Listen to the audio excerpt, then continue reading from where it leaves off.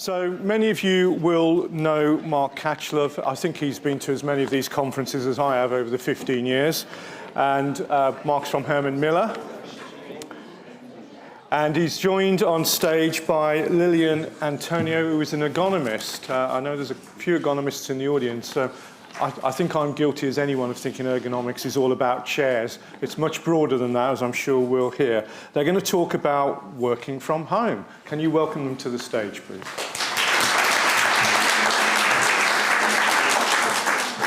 Thank you very much for joining Lillian and I in our new front room. If I'd have known you were coming, I would have lit the fire.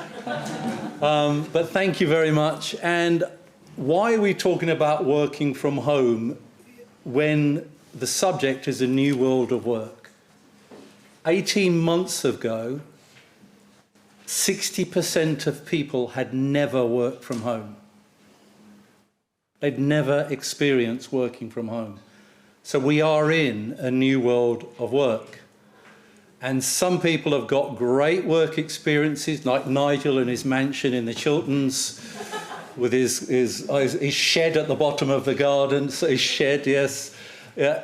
But others haven't. And I just wanted to interview someone that knows about this stuff, an ergonomist. Lillian, tell me about your background as an ergonomist and what that covers. Thank you. Thank you, Mark. I'm trained in ergonomics, so I did a degree in ergonomics at Loughborough University, but I've been really involved with workplace ergonomics, whether that's in the office or in manufacturing, for I think around 20 years now. Do I want to admit that? But yeah, I mean, mainly interested within the sort of office workplace. So over the past sort of 18 months, 2 years, I've really been helping to support clients with whether it's, workplace assessments, but obviously from home. I've had to adapt from, doing in-person assessments, which are much easier than virtual assessments, but we've moved them virtually and, had all of the, technical issues that everybody's had, I'm sure, over the past 18 months of trying to do those assessments and, make sure that we're helping people to work in a more healthy way from home. Oops, sorry, I was on mute. So I want you, whether you're online or whether you're here, to commit to do one thing, and that is just improve one thing in your working from home environment, okay? Just go home and make one thing better, and you're going to find out what some of those things might be. But I know people don't have a lot of the situations where they can have a private office at home. So Lillian, what is the absolute minimum that someone should do when they're working from home? A must do. Okay, absolute minimum, and I've come across this quite a lot actually over the past 18 months, is actually just having a work surface, which sounds like the most simple thing in the world, but just having somewhere where actually you can sit down or even stand, but having a work surface rather than sitting with your laptop on your lap on the sofa, because there is nothing worse posture-wise. Now, there are people that I've worked with in the past 18 months who don't have any space. They're in very small flats or they're sharing, and actually space is really at a minimum. So there are ways you can adjust and change that. But yeah, work surface first, but then also having a laptop kit. Now, we're all working from laptops now at home.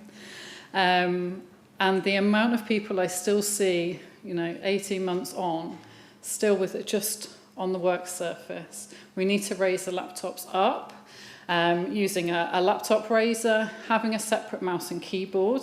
And ideally, these need to be mobile, so you can fold them up and they're lightweight. Keyboards and mice and everything lightweight as well, so that as we transition to more of a hybrid way of working, those things can come with you. You don't have to have a separate thing at home and a separate thing for the office, or a separate piece of equipment for wherever you're working. So I think laptop kit as well is really, really critical. Yeah, and in fact, we did a work from home survey, which you can do and assess your own workplace at home. We've had 22,000 do it, and 40% of people still just use their keyboard on their laptop. Why is that wrong? What's wrong with using a keyboard on a laptop?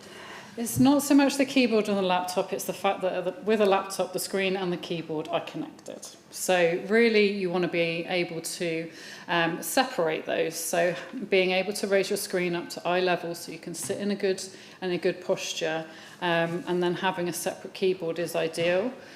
If you can plug in to a separate screen or two separate screens, or some people have got even more than that in their home office, then you can use the laptop keyboard. It is smaller, it is a smaller version, but actually that works perfectly well.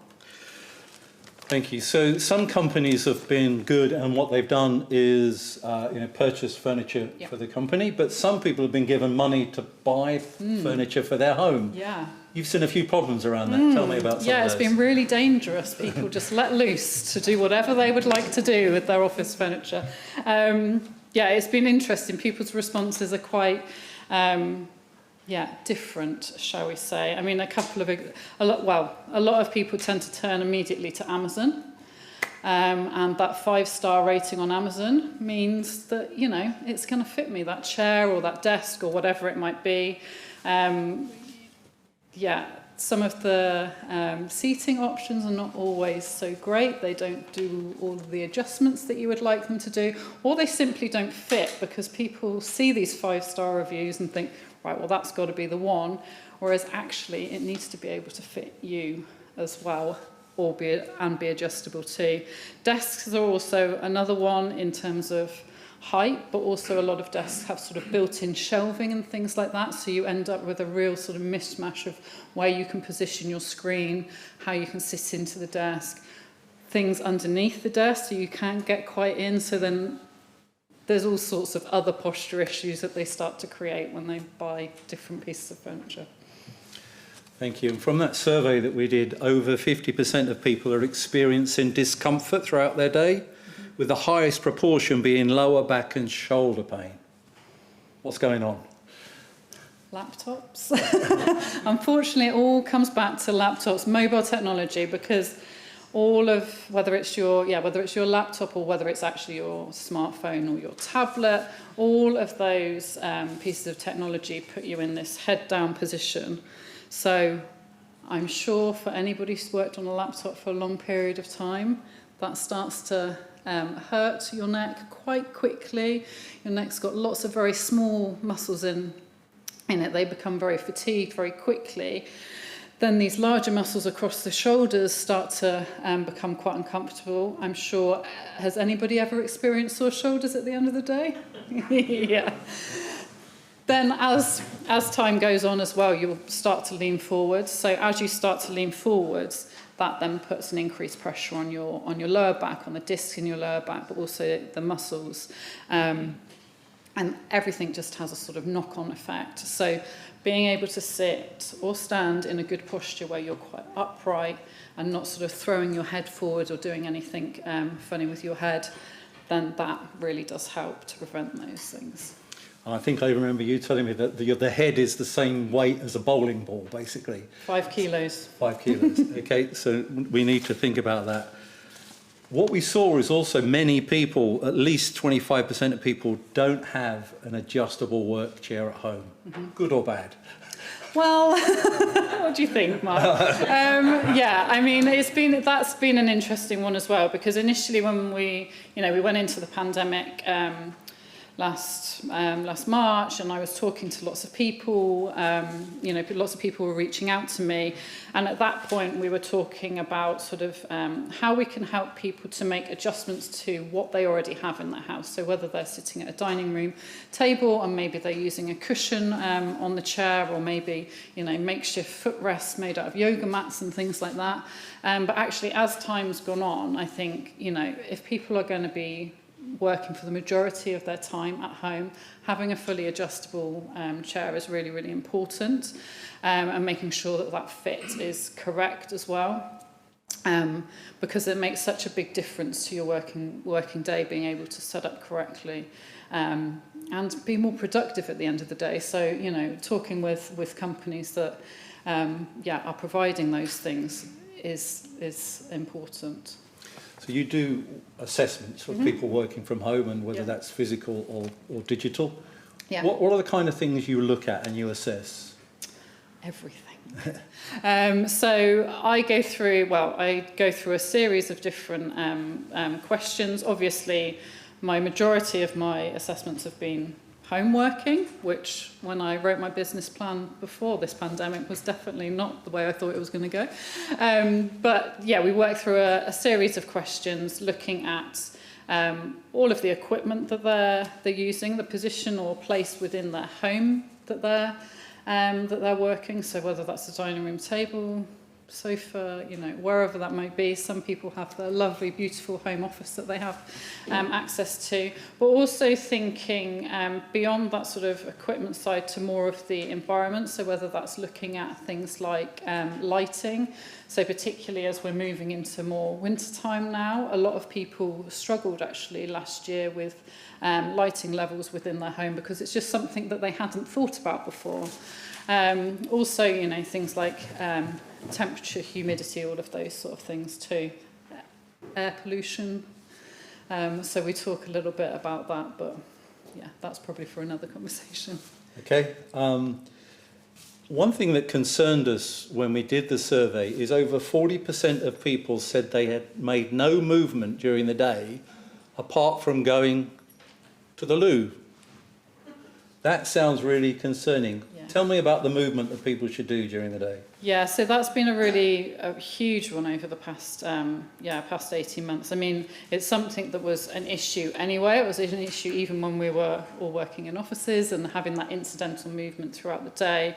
And there was some research done by Sport England just looking at sort of, physical activity levels, and they were already way too low anyway, and then we all get thrown into lockdowns where we're not really moving at all, and we're not having that incidental movement, like we mentioned before about moving even simply in between meetings throughout the day. So being able to help people build that back into their day, those movements, whether it's going for a walk at lunchtime, whether it's doing more physical activity, using apps and things to remind you is quite a good way to do it, because it's quite easy to get sort of sucked into the work that you're doing. You're focusing, you want to get that piece of work done, but actually if we're not moving regularly throughout the day, that has a huge effect on our health.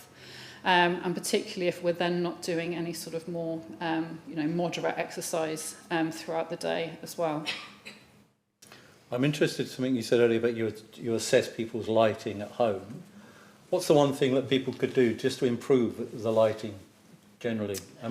What part does natural daylight play positively or negatively? Yeah, of course, natural daylight is obviously the one we all want to have access to. Unfortunately, it's not always possible. There are ways to create that artificially, whether it's through daylight bulbs. But what I would say for sort of people's working environment is actually it's probably better to have a desk lamp. They don't need to be hugely bright, but it's just something to illuminate the desk surface a little bit. Obviously, we're looking at screens throughout the day. They have their own light source, but just being able to illuminate the desk just even a small amount, particularly as we get into the more winter months as it's getting darker, helps again with productivity and just keeping people a little bit more alert. Thank you. Research from optometrists shows that eye strain in the last year has actually increased. Yeah. Tell me about that. What's the problems that? Can we do anything about it? Well, the reason for that is our increased screen time. So we are spending huge amounts. I think the screen time had increased by about 60%. On a daily basis. So we're going from looking at our smartphones, looking at our laptops, just engaging with screens all day long. Then, in the evening, maybe the TV as well. So if you think about the hours you spend looking at a screen, that's really started to affect our eyes. But there's actually a real strong relationship between eye strain and your posture as well. For anybody who sat quite close to the front here, if you notice that actually it's quite difficult to look up at the screen for long periods of time, and that's what can happen when your workstation screen isn't as up quite the optimal position. If you're looking up too much, it's quite straining for your eyes, but also if you're looking down for long periods as well. So, yeah, it's really around screen time and making sure you're having regular breaks. The optometrists actually that I've spoken to and worked with more recently said people have had some really horrible sort of physical issues where they've gone to have sort of MRI scans and, you know, quite serious conditions, and actually they've all related it back to eye strain. Okay, thank you. In fact, I have an appointment exactly for that reason, because something's happened to the back of my eye. We don't know what it is.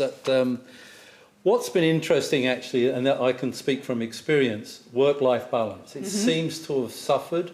Now, whilst that might not be directly related to ergonomics, I know you have a view on that. Tell me a little bit about that.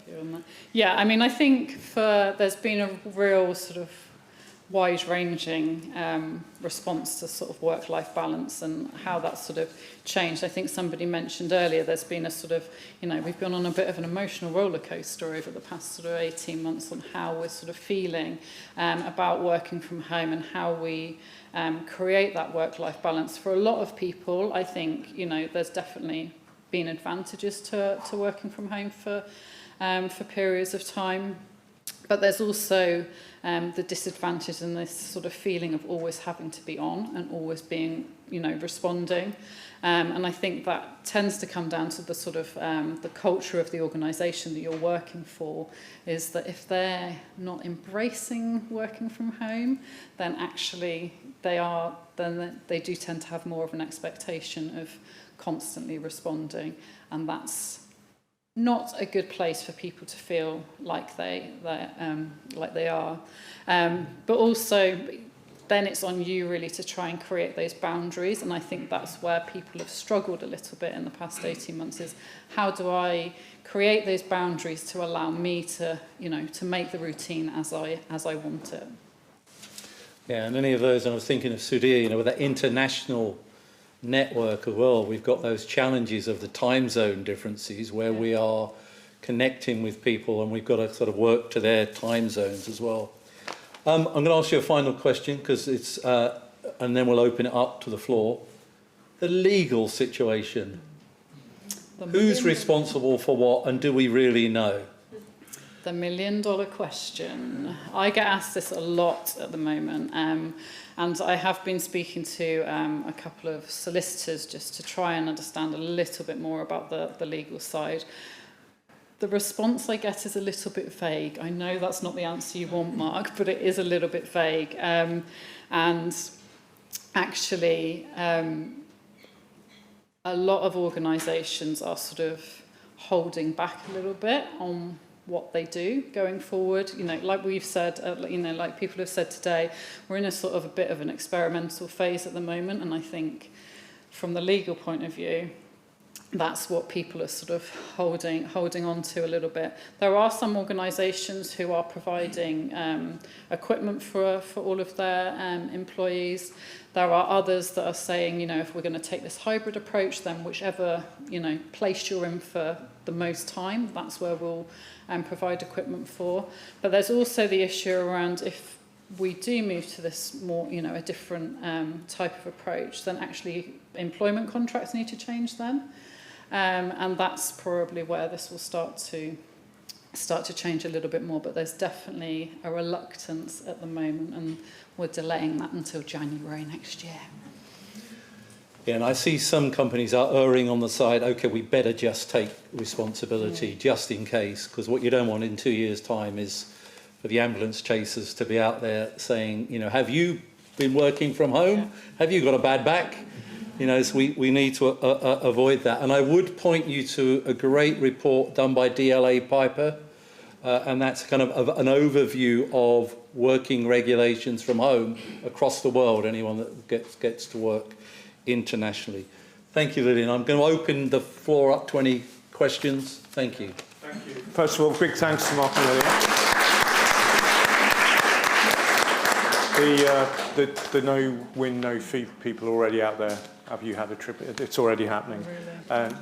One thing I'm going to do is drink lots more water at home, because that'll get me to have breaks from the screen, go to the toilet, and talk to Maggie once in a while. So I think that's what I'm taking away from this. Some great practical tips.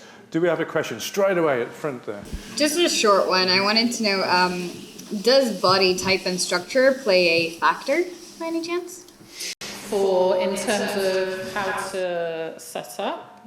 Yeah, massively. I mean, your anthropometrics and your measurements of your body will obviously affect how you set up and where you set up. A classic sort of example, I guess, working from home is sitting at the dining room table. The dining room table is actually a lot higher than your average desk would be because it's designed for eating your dinner from.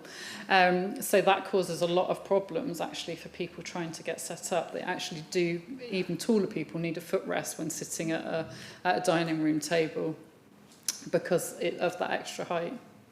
So that's one example.